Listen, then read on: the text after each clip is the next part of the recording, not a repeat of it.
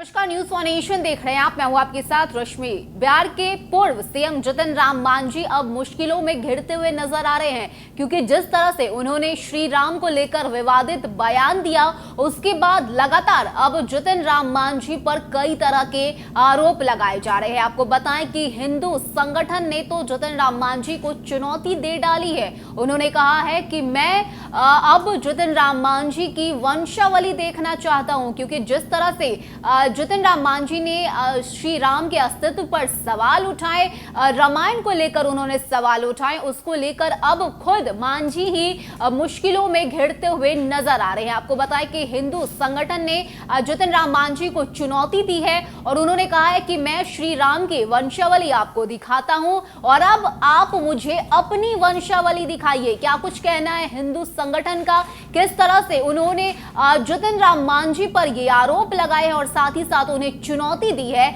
आपको इस खबर से जुड़ी सारी जानकारी देते हैं। पूर्व मुख्यमंत्री जीतन राम मांझी रामायण पर दिए गए अपने बयान को लेकर चौतरफा घिरते हुए दिख रहे हैं। भाजपा के बाद अब एक हिंदू संगठन ने भी उनके बयान पर आपत्ति दर्ज करते हुए उन्हें चुनौती दे डाली है। श्री भगवत गीता आपके द्वार नाम के धार्मिक हिंदू संगठन ने बयान जारी कर मांझी से उनकी वंशावली मांगी है। संगठन ने मांझी के उस बयान पर आपत्ति जताई है जिसमें उन्होंने राम और रामायण दोनों को काल्पनिक बताया था। संगठन ने उन्हें चुनौती देते हुए कहा है कि वो राम की वंशावली देकर यह प्रमाणित कर रहे हैं कि राम और रामायण दोनों कल्पना नहीं है। संगठन से जुड़े संजीव मिश्रा ने जीतन राम मांझी से उनकी वंशावली की मांग की है। बयान जारी करने के साथ ही संगठन की तरफ से श्री राम की वंशावली भी दी गई है। बता दें कि जीतन राम मांझी ने रामायण से जुड़ा विवादित बयान मंगलवार को हम पार्टी के जनता दरबार के दौरान दिया था। मांझी ने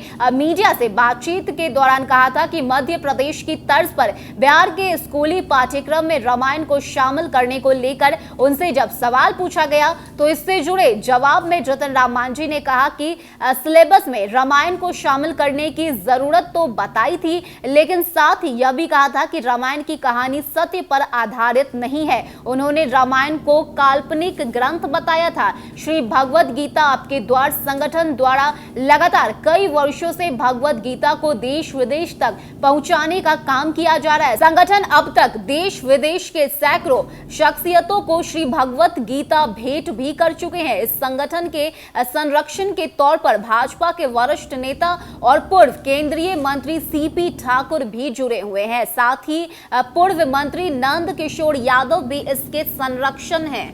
तो बता दें कि जिस तरह से जीतन राम मांझी ने श्री राम के अस्तित्व पर सवाल उठाए, उन्होंने कहा कि रामायण सिर्फ और सिर्फ कल्पना मात्र है। ऐसे में अब खुद जीतन राम मांझी मुश्किलों में घिरते हुए नजर आ रहे हैं। आपको बताएं कि हिंदू संगठन की ओर से श्री राम की वंशावली भी जारी की गई है और साथ ही साथ अब जीतन राम मांझी को यह चुनौती दी गई है कि आप मुझे अपनी वंशावली दिखाइए। तो लगातार अब मांझी जो है सबके निशाने पर है। विपक्ष हो या फिर सत्ता के बैठे लोग, हर कोई अब जीतन राम मांझी के इस बयान को लेकर उनकी निंदा कर रहा है और साथ ही साथ मांझी को तो राक्षस तक कहा गया है। ऐसे में अब जीतन राम मांझी को एक और चुनौती हिंदू संगठन की तरफ से दी गई है, जिसमें मांझी की वंशावली की मांग जो है वो की गई। ऐसे में देखना होगा कि अब ये रामायण का जो मुद्दा लगातार अब बिहार की सियासत में इसकी एंट्री हो चुकी है। ऐसे में अब आगे